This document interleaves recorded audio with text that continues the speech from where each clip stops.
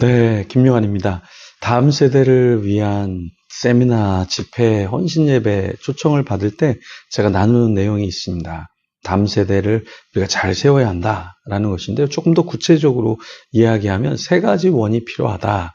첫 번째는 자원이라는 것이죠. 그러니까 다음 세대를 섬길 때 전문가를 키우고 전문가를 배치를 해야 되는데 그냥 대충 파트타임 또 다음 세대에 관심이 없는 사람을 세우는 것은 별로 좋지 않다. 그리고 섬기는 한 사람 한 사람이 전문가가 되도록 해야 한다. 그냥 대충 하고 넘어가는 사역자, 대충 그냥 사꾼으로 페이를 받으니까, 예를 들어서 자리가 주어졌으니까 그냥 하고 떠나는 그런 사람 말고 조금 더 전문가를 세우면 좋겠다.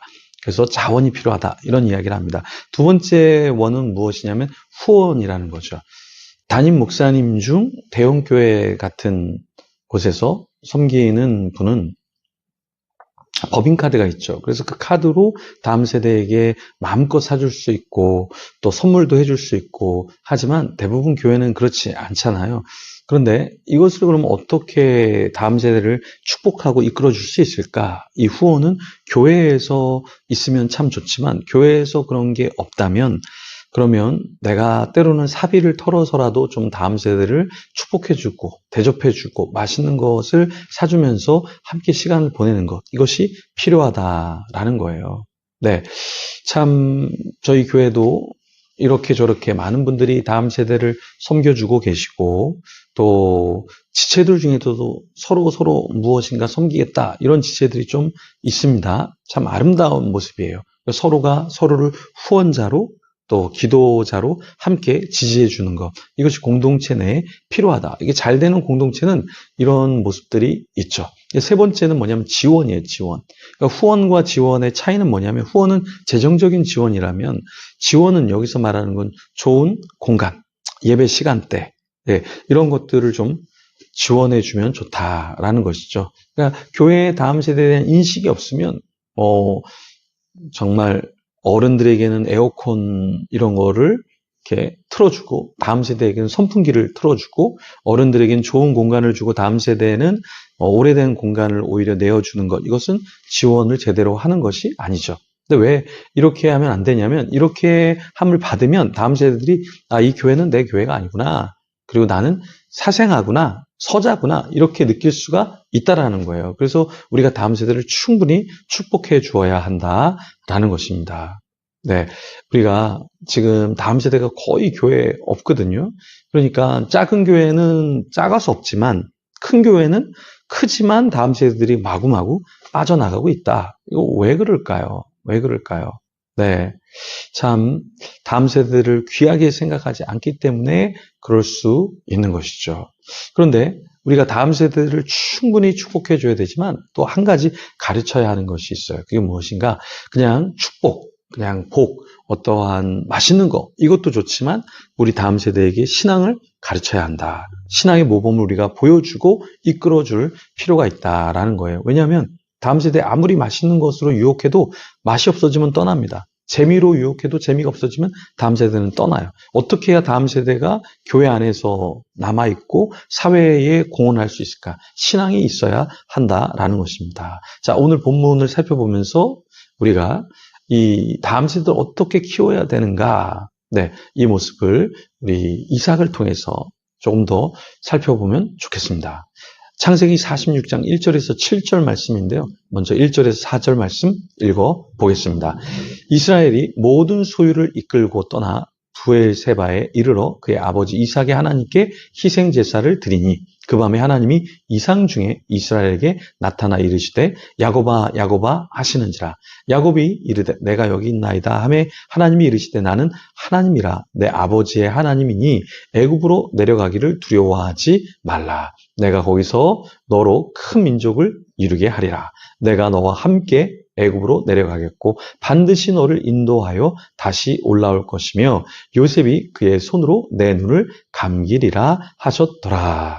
자, 여기 보면 이스라엘 야곱은 요셉의 소식을 들었습니다. 그런데 떠나기 전에 무엇을 했죠? 아버지 이삭의 하나님께 희생 제사를 드렸습니다. 자, 그러면 여기 이 야곱이 떠나기 전에 뭘 했다고요? 희생제사를 드렸죠? 근데 이 희생제사를 누구에게 배웠을까요? 이삭에게 배운 거죠.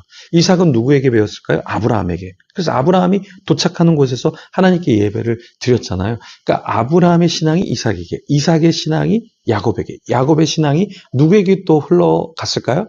요셉에게 흘러갔던 것이죠. 그래서 오늘 본문에서 보듯이 우리 자녀의 신앙은 결국 누구에게서 배우는 것인가? 부모 세대에게 배우는 것이죠. 자녀를 축복해 주는 거 필요합니다. 또 우리가 전도하는 대상을 축복해 주는 거 필요하죠. 그런데 신앙을 가르쳐 주지 않고 계속해서 돈만 주고 먹을 것만 주는 것도 바르지는 않다. 그렇게 하다 보면 어떻게 되겠습니까? 나중에 신앙이 없으니까 하나님 곁을 떠나겠죠. 더 맛있는 곳을 향해서 더 축복해주는 이단으로 떠나지 않을까요? 그러니까 바른 신앙을 우리가 전수해야 한다라는 거예요. 이렇게 예배를 드릴 때 하나님이 어떻게 말씀해 주셨죠? 그 밤에 하나님은 이상 중에 이스라엘에게 나타나셨죠. 그리고 애굽으로 내려가기를 두려워하지 말라 이렇게 말씀해 주셨습니다. 우리가 예배 드릴 때 내가 어떤 욕심을 갖고 있구나.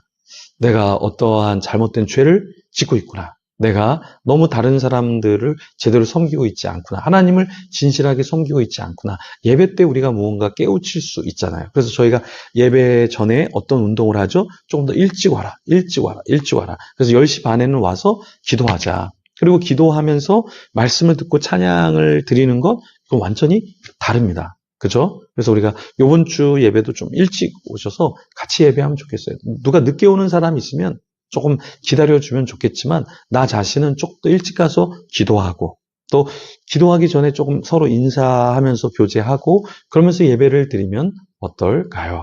야곱은 이제 떠납니다. 어디를 떠나죠? 브엘세바를 떠나서 야곱은 이제 자기 아들이 있는 애굽으로 향해서 갔죠. 애굽은 낯선 땅이에요. 그죠? 이방 땅이에요. 그런데 그 땅을 갑니다. 왜? 어떻게 갈 수 있을까요? 하나님이 말씀해 주셨고 확신을 주셨기 때문에 떠날 수 있는 거죠. 제가 이제 개척하려고 하는 목사님들을 만납니다. 그럼 물어봐요. 제가 개척해야 될까요? 저는 대부분 하지 말라 그럽니다. 왜 하지 말라 그러냐면 할 사람은 하지 말라 그래도 합니다.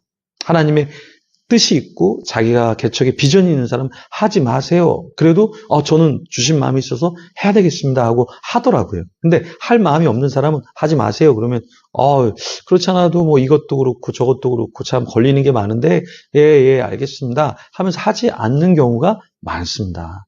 정말 하나님의 뜻이 무엇인가 이것을 분별해서 그 뜻을 쫓아 사는 저와 여러분이 되길 소망합니다. 이거 해야 될까 저거 해야 될까 좀 기도하고 하나님의 뜻이 무엇인가 확신을 갖고 좀 하면 좋을 것 같아요. 누가 좀 이야기하니까 어떤 환경이 그러니까 거기에 휩쓸려서 가는 것이 아니라 정말 하나님께서 원하시는 바가 무엇인가 그것을 말씀을 통해서 깨우치고 또 하나님이 주신 그 비전에 합당한가 그것을 체크하면서 우리가 결정해 나가면 좋겠습니다. 오늘 이 시간에도 우리가 기도할 때 다음 세대들을 축복하고 자녀들을 축복하고 우리 주위의 젊은이들을 축복하는데 정말 축복만이 아니라 하나님의 말씀도 전수해주고 하나님의 사랑도 나눠주는 저와 여러분이 되기를 소망합니다. 우리 가정을 위해서, 우리 교회를 위해서 우리가 일하고 공부하는 곳에서 하나님의 뜻을 드러내는 신앙을 전수하는 우리가 되도록 기도하며 하나님 앞에 나아가겠습니다.